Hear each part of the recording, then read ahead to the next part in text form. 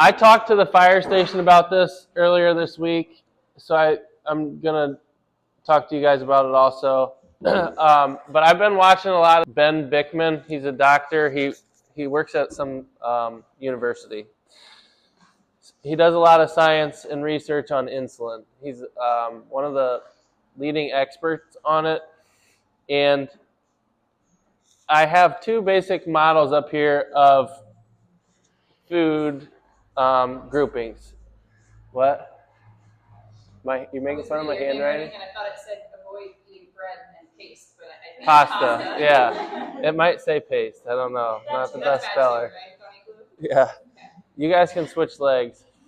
So I have the traditional food pyramid that the government's been recommending for 40 plus years. And then there's a low carb / ketogenic food pyramid that has been in a couple research papers, and you're going to see this if you follow MetFix on any social media platform. They're going to be pushing the general population towards this. And all this is focusing on is basically insulin control, glucose intake, and trying to prevent or repair cellular damage in your body from what you're putting in your mouth. If you guys want to go into a child's pose next, stretch your shoulders out, go for it. So in the traditional model, they're telling you to eat the most of grains and cereals, 6 to 11 servings a day. And then you have fruit, vegetables, 2 to 4 servings of fruit, 3 to 5 servings of vegetables. So that is all glucose or carbohydrate. Then they tell you to eat 2 to 3 servings of proteins and dairies, and then sparingly fat, oil, and sweets, which I can get behind the sweets part. So they're recommending 11 to 20 servings of glucose a day. Whatever a serving means, I don't know. That's way too much. I can tell you that. So I have amino acids and fatty acids over on the other side above the ketogenic low carb pyramid. Whole fat, dairies, and proteins you want to eat the most of. Then low carb vegetables and fruits. And then at the top you have green leafy vegetables, nuts and seeds, and then low sugar fruits. So what they're trying to do is have you control your insulin by what you're putting in your mouth.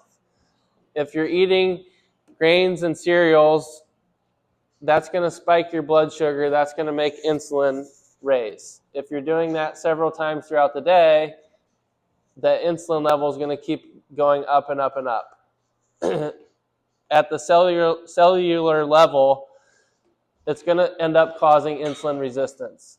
Okay, we want to avoid that. So if you think about it like a doorway, insulin's trying to shove the glucose into the cell, or it's trying to use that glucose as energy. Okay?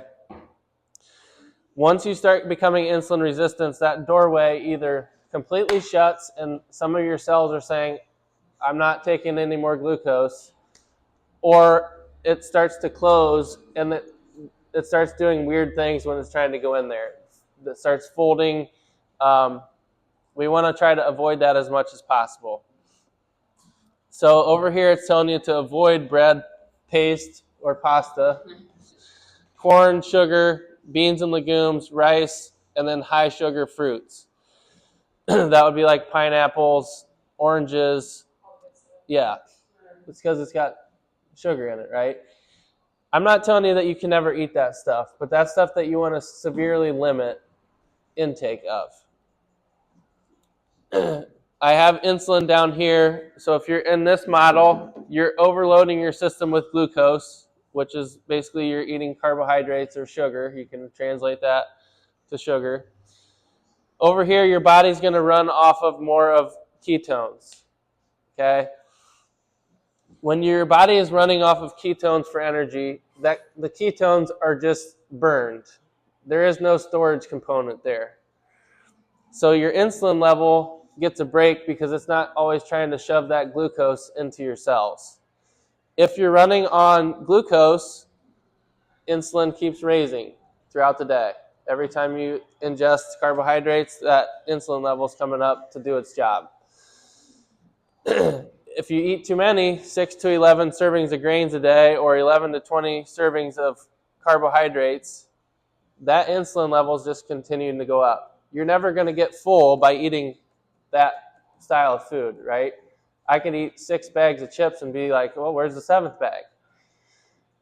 If you're shifting towards whole fat dairies and proteins, you're going to get fuller faster. So if you're eating these foods, I could almost tell you, eat as much of those as you wanted. You're going to get full before it does anything adverse to your body.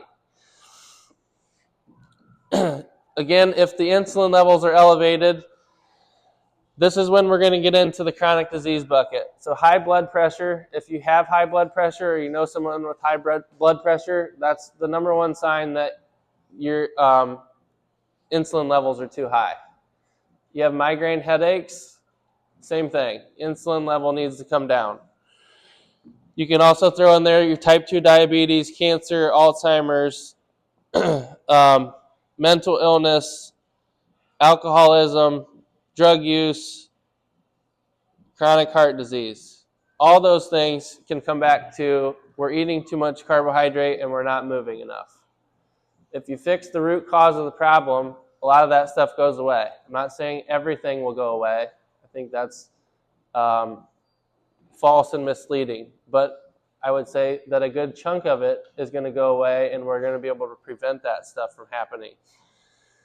So again, I would tell you to start shifting what you're doing towards more protein, limiting carbohydrate intake. The one thing I didn't go over, because I forgot, does anybody know why I have amino acids and fatty acids grouped together? These are the 3 macronutrients. So glucose, carbohydrate, amino acids are proteins, and then fatty acids are your fats. Anybody have any clue why I have those 2 grouped together? Those are the only essential macronutrients that your body needs to survive. You can produce glucose on your own. You don't need to ingest that to survive. So low carb is less than 130 grams of protein, less than 130 grams of carbs a day. And then if you're trying to get into ketosis, it's between 20 and 50 grams. Again, I'm not telling you that you need to do that overnight. If you are in that chronic disease bucket, the faster you get to those levels of intake, the better off your scenario is going to be. Any questions? Okay. Good job today, guys. Have a good rest of your week. I'll probably see some of you tomorrow. That's right. Once a quarter, Jim.